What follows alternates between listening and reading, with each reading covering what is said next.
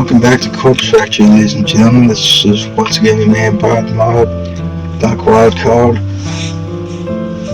I didn't expect her to be Corpse Girl, nor for that to be said about so early in the game, about who the real identity of that would be. I in fact thought that was going to be like a big time, like a cabal of a group of people. Well, cabal and group mean the same thing, just cabal is more sinister in its nature, at least to the best of my knowledge. But yeah, I thought it was going to be a cabal that was all of this together. Didn't think it would just be one. I'm still convinced, or not convinced rather, that just showing a picture to a potential victim would cause them to end their life. I'm still convinced that it has to be some sort of a mind-altering drug of some sort of narcotic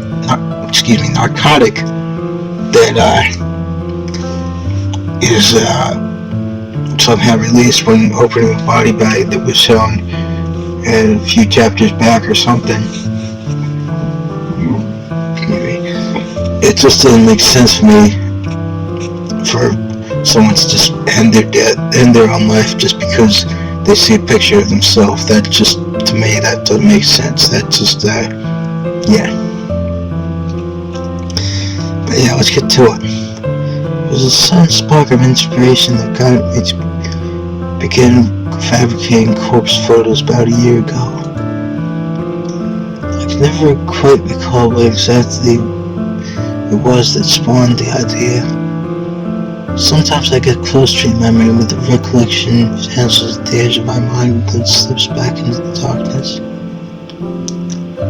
Regardless, I ventured down a dark and dangerous path. I built the Corpse Girl's website and invited strangers to request the deaths of people they knew.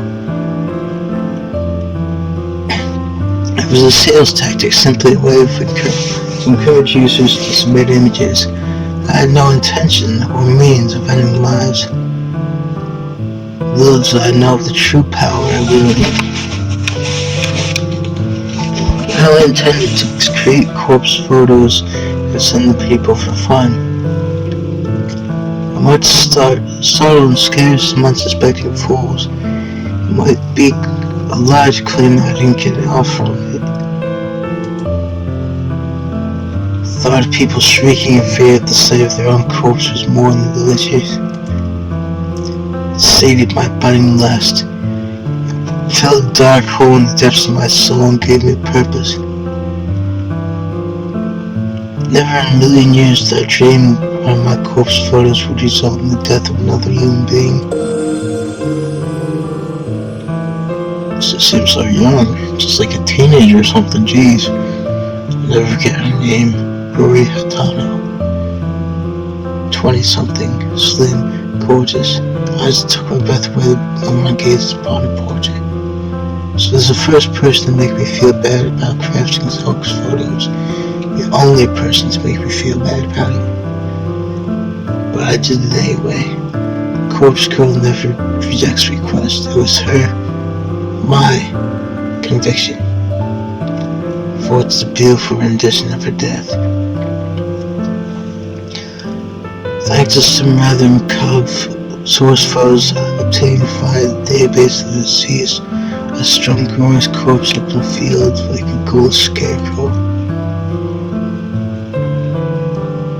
The photo was incredible. It was my fifth or sixth time a user of Corpse Girl's website requested her death. Rory Hatano died just hours after receiving the photo. I don't know why. I don't know if she killed herself or if someone else murdered her. But I know one thing. Rory Hatano's body, her real body, was found in the scarecrow, hanging just like a scarecrow surrounded by crows.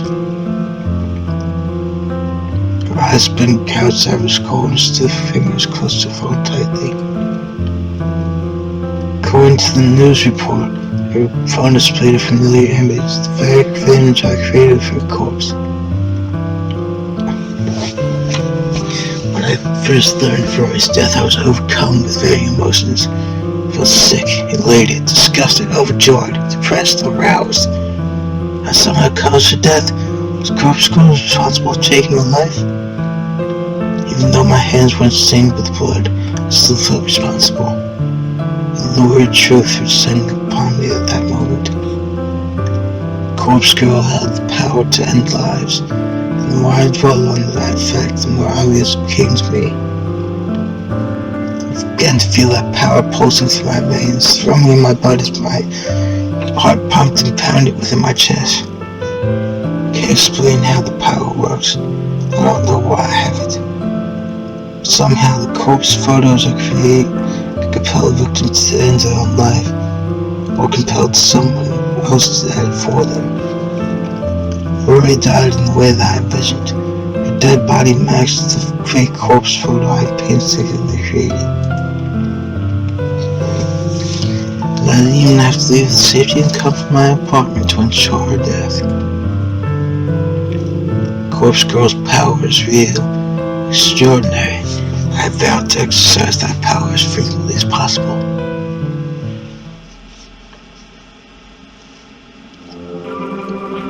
Rory had Tyler died last year. Since then, I've been chasing that rush, that thrill that comes with snuffing out a soul.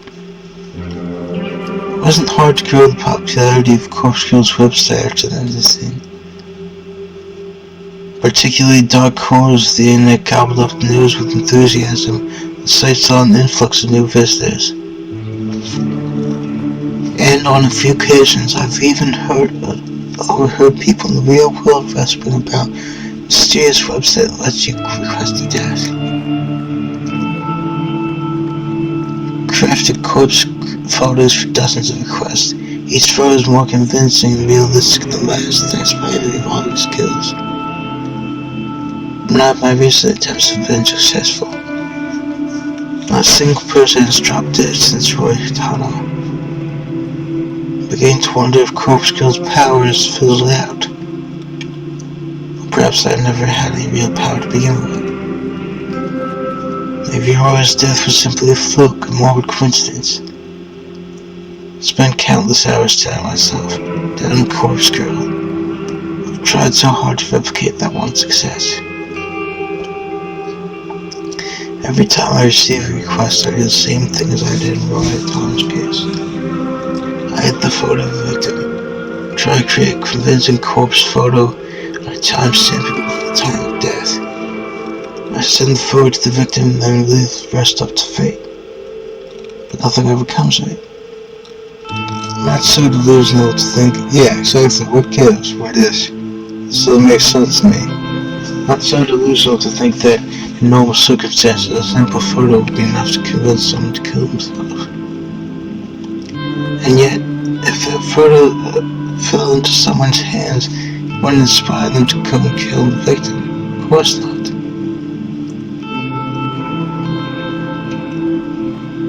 However, there are no ordinary circumstances. These are no ordinary circumstances. I want to activate a power beyond the ken of mortal man. Ken? What's ken mean in this case? Never heard that term. Cause Roy Hitano to die by her own hand, or by the hand of another. I need to find a way to manifest my power once more, to prove that I, Corpse Girl, have the power of death and destruction at my fingertips. Once a new victim perishes, I know it will pave the way for more and more deaths. My website will gain popularity and become more than just another myth. People will live their lives in fear, forever wondering if Corpse Girl is lurking behind the next text message they receive. Yes, I can see the future I create so clearly in my mind. I'm closer to achieving my goal. I know I am. And when my dreams come true, I can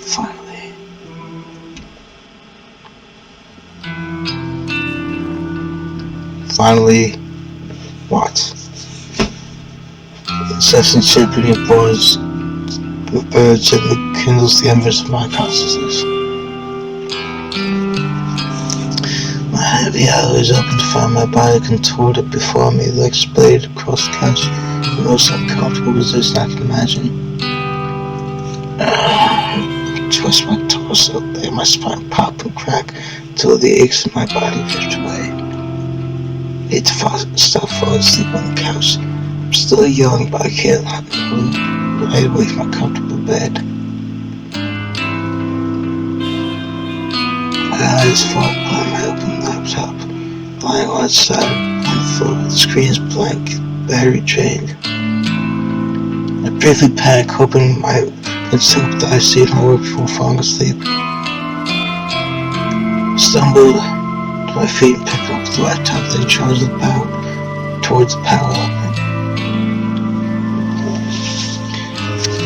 Plug in and boot up, revolving some mechanical beast and feeling wave of relief as the whirring of the internal fans signify the breath of life.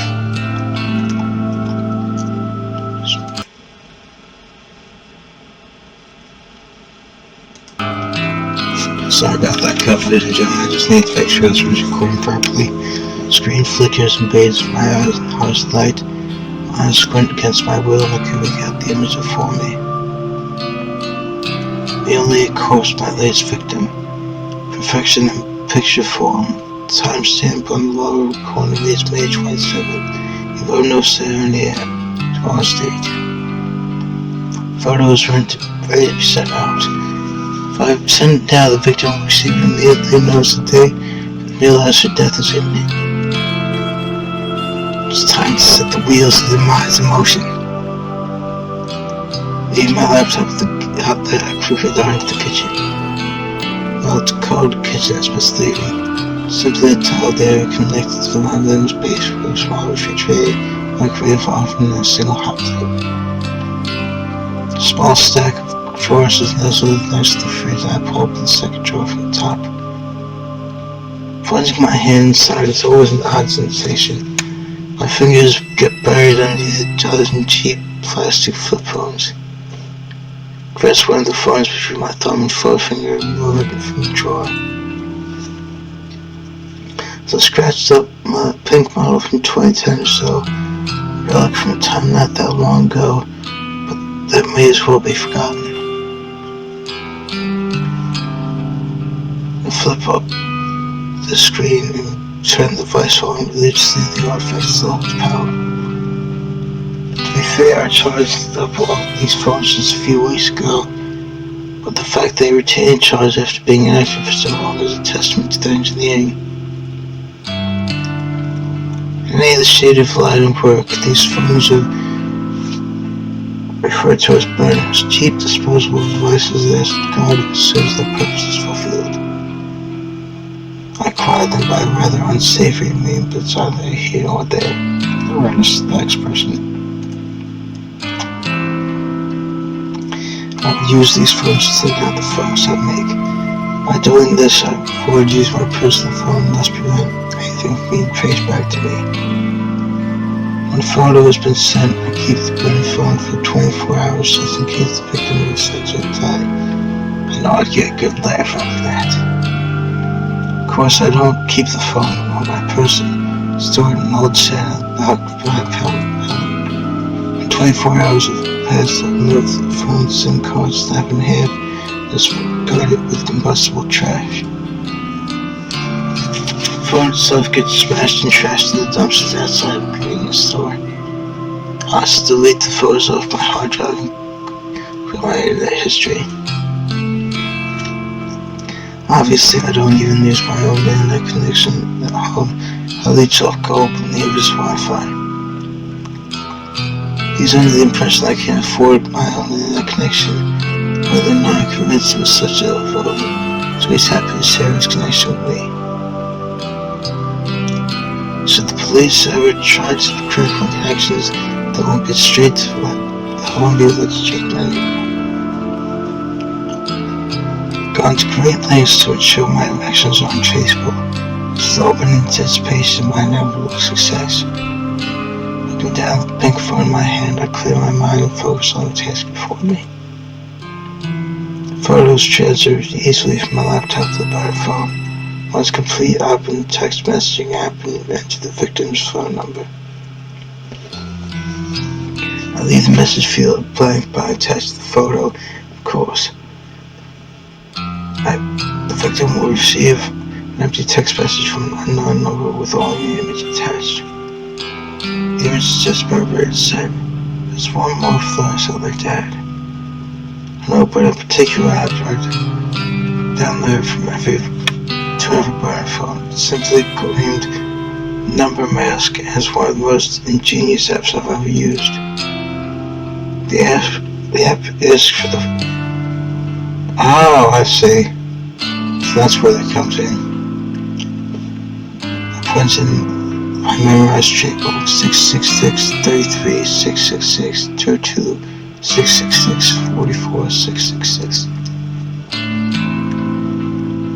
Now when I receive the text message, the receiver will see these numbers appear on caller ID. Not only does it match the owner's real phone number, but it's an extra calling towards to help boost my infamy. The smack my thumb awkwardly over the send message button. This is it. It's going to be my long-awaited victory. Second victim I'm dead. I just know it. It's the stepping stone to my success. The second of my bodies will pay my way to glory. I send a message.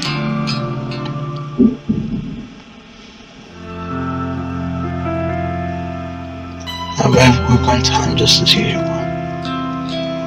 The handbag is heavy, the weight of several cans of coffee, hopefully enough to power a big day after having such a late night.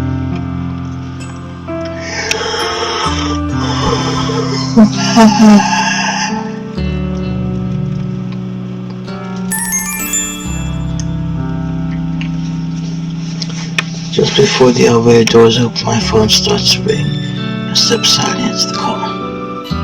Hey. Hi, Noriko. Good morning. Did I call it a bedtime? Not at all. I'm just about to go into the office. Oh, should I call back later? No, it's no problem. Don't stress. Okay, sorry. Nervous apologetics girl on the other end of the call is Ali Soto. An old school friend from back in the day. But we never had any common interests. We used to be inseparable at school. She was shy, I was introverted. It was a combination that worked in our favor, even if our conversations were a little on the boring side. To say that we're no longer shy and introverted wouldn't be entirely true. Now it's gotten better. She's definitely more outgoing, but she still suffers a great deal from social anxiety. As for me, I'm pretty introverted. My tolerance for being around other people has improved a bit, but I do prefer solitude, and visiting places I've never been to puts me on edge. To call out my best friend will be accurate. She's my closest confidant. Even so, she knows nothing about my part-time masquerading as corpse girl. No one does, and I plan to keep it that way. So, Allie, what did you want to talk about? Oh, please see, that guy at work is still bothering me, and I want to see if you have any advice for me. Ah, jeez. The other guy that always hits on you? Yeah. What a creep. Okay, this should be capitalized. You're 19, for God's sake. He must be, what, 50? I think he's 52. You know his actual age? Well, whatever. If he's still bothering you, you have to take a stand. He's not your coworker, right? Just a regular customer? That's right. Then tell your manager, have him banned from the company. I can't talk to the manager. I don't want to cause trouble with the company. Jeez, girl. Sometimes you need to stand on your own 2 feet. I know. I've talked to the manager without a question. You need to be firm with creep. Tell me what's okay. Wow, I didn't understand that was gonna happen. Your behavior is simply unacceptable indeed. That's unacceptable. Hitting on people is not all that bad. That's just plain wrong. His behavior is simply unacceptable. If you won't change it, you're not serving anymore. He's scary, Noriko. I don't know if I can confront him like that. He's always drunk even before he comes into the place. Trying not to serve him too much, but... Are you sure you can't quit that stupid job? Working in the maid cafe really doesn't suit you at all. Thought you wanted a government position. I do, I want to work in a county office, kind of like you, but... You know I don't have any qualifications. Why don't I see if there's anything open here? Maybe Shinya can help out. Got me this job, remember? Shinya. Maybe.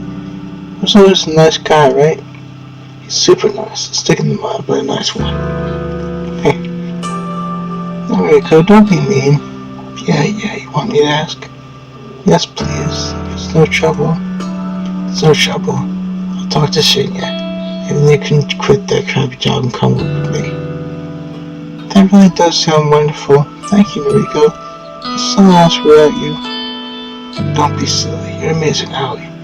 Leave this to me. Thank you. Having to go and ask Shinya about it. The job actually is a pain in the ass, but I'll never admit that to Howie.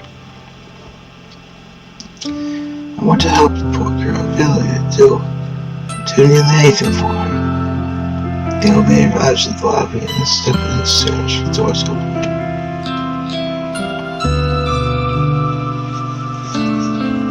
Good morning, Kurosawa. Fujikawa. Good morning. Seeing takes me by surprise, so I see the elevator. So you've been waiting for me here? I wanted to catch you before I sat down and work. Send you another friend request. Can you make sure you got this time? Oh yeah, okay. What am I supposed to do when he puts me on the spot like this? Try not to be ruined as I get on my phone and open my noise. Is it possible to hide my screen from seeing his piercing gaze? Well, what do you know? I have a new friend request. Oh, great, you worked this time. Go ahead, accept it, please. Yeah, sure thing. Fireworks, cool. Reminds me of Independence Day, my favorite holiday. I hesitate to accept the request. The fireworks animation pops on the screen with the leverage to imagine it's about making a new friend. Yeah, it looks like we're friends now, so can't pay the work from now on? No, can't much formalities. Me neither. Formalities suck. Try to adhere to them in the workplace, but honestly, I don't even care if people refer to me my first or last name, regardless of whether they're friends or not. That's fine. You can call me Noriko. Shinya's eyes lit up.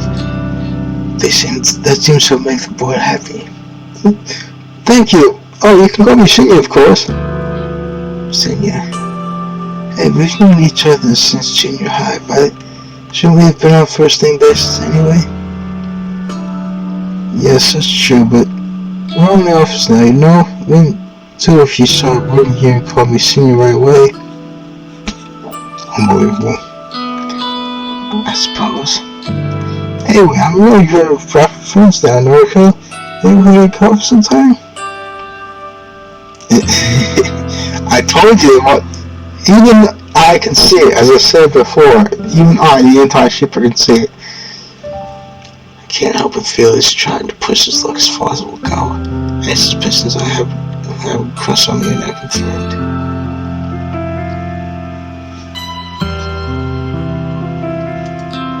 Hey, actually, I wanted to ask you something. Are there any more temp jobs available here now? Temp jobs, huh? You looking to pick up extra hours? No, not exactly. I'm asking for a friend who needs a new job. Friend of Noriko's? Well, let's see. Pretty much always have data entry roles up for grabs. But your friend was something more interesting? Do they have any particular qualifications? Not really. Data entry is more than fun. Actually, you already know who I'm talking about. And really so too. How was that so? Yes, I think I do remember her. That really shy girl from our school days, correct? That's her, yeah. Wow, I never knew you were still in touch with school friends, Noriko. I was probably the only one. We're fairly close. Oh, poor dude. That's so. That's for me, I don't really have any friends from back then. Since check-breaking confession doesn't surprise me too much. Since check is. That's just plain mean. Doesn't strike me as the type to have fake friends at all. Sure, I'm the same, but. Oh, what am I saying? We're friends now, so I guess I do have to keep in touch with single friends. Yeah, I guess so. Yeah, let's go to Superior if we can get started on that interview. Is that okay? I appreciate that. Thank you, Senior. No problem. Leave it to me. It gives me an awkward slope before staying away, and the exchange stuff is to make me pretty happy. For some reason, some things go well wanted, not be said. Yes, they pass into my head. It's better that I'm simply singing on. That's not true, is it? I saved the thought out of my head. Just being nice, that's not wrong, is it? I don't know if there's going to be choices in this game. No disrespect to the vibes of this game. It's not bang up job so far with the scripting and the art and the music and everything. But I want to make some of my own decisions in this game. See what kind of endings I can get. Take a seat at my desk and my ritual. My handbag, my headphones, coffee, and breath mints. Computer on, music playing, coffee open. My fingers tap rhythmically against its keyboard and I slip into my usual rotate trance.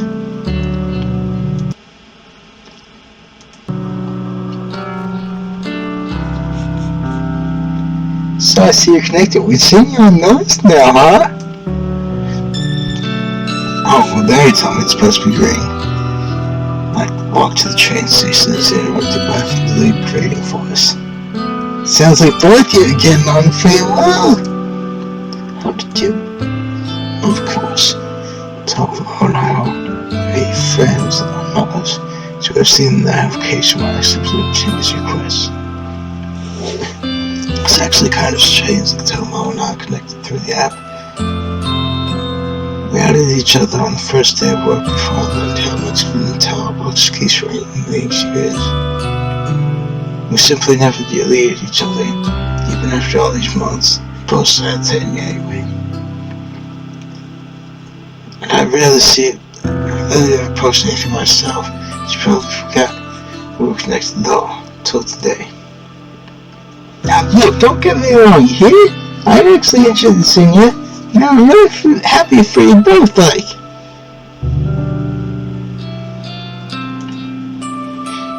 Okay. Oh, jeez. But why I can't stand this can't click yourself getting some while I'm over here trying to get it. Oh, jeez. What the hell are you talking about? You piss me off, you guys just sluts like you, and you barely have to put in work. You know, nice girls like me got put in so much effort to even get noticed. I think all this is just natural. I put in so much effort into my work, you know? You guys are sitting around bad lie about me. You mean bad eyelids, right? Whatever, it don't matter. I'm sick of scams like you getting everything for nothing. Look, let me be honest with you. I'm not interested in seeing you. No, I'm not trying to be with him. I don't chase guys, and it's pretty rare they chase me. Kinda low wrong. I can't believe you. Do you spend your time chasing chicks then? Oh jeez. That's not your business. But you don't have to worry about chasing me for someone, Sonia. tell you what, any guys that office is all yours, okay? I'm not interested. Oh, damn. Oh, so I was gonna get slipped? Think that was good enough for you? But that was good enough for me? You're just like all the other girls. Think I'm worth being paid? You? You think I need it? Well, I don't want your pay. You're nothing but a fake skank. The girl pushes forward, walks forcefully off the sidewalk into the thicket of trees bordering the path. Oh, jeez. The whizzing slap flows across my face, comes out of nowhere. Blinded by the white sauce, my entire face feels like it's on fire. The strike is hard, sharp, vicious. Half a set slim that half a thick with the process hands. I stumbled, my legs don't quite get out. My mind races trying to forget what just happened. No hit me. Why? Why did it hit me? Strange sort of disconnects my mind. My body doesn't feel like my own. This isn't actually happening to me, rather I'm watching it happen to someone else. Perhaps some slow down, speed up all at once. The subject goes towards my body and towards him beneath my face. Catch a glimpse of before the Joe's expression of red and stream. How calm and angry. I hate you! I don't like it! Don't pay me! Second slams punch my chin and I flinch, my entire body paralyzed with pain. She hit me again? Stop! I hate you! I hate you! The moment's lost it. It's absolutely furious. I can't figure out what I did wrong. Third catch, his curled fist aimed straight at my stomach. Through sheer luck and complete accident, I stumbled backwards, narrowly avoiding punch and instead laying on my knee. Pavement is rough and hard, I'm sure it feels like better. I'm sure it feels like 13 fists to cut. I scrambled to my feet and I scrambled after minutes. Before I was falling wildly, I was looking like the punk that was going by years later.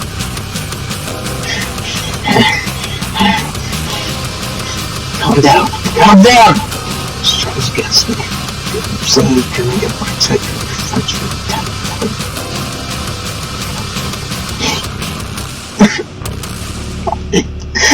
I hate you! I don't feel bad!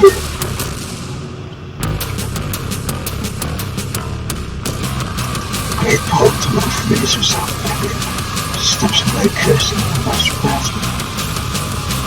The disbelief that she breaks into a sprint, heading into the direction of the train station. Pressed my hand to my tender face and touched it down. Stinging sensation is completely new to me. Not before I could attack the man. What was that all about? I can't believe she hit me. Okay, that's the end of this chapter. To keep this from getting too long, ladies and gentlemen, dig what I'm doing. Please subscribe and I'll also back very well.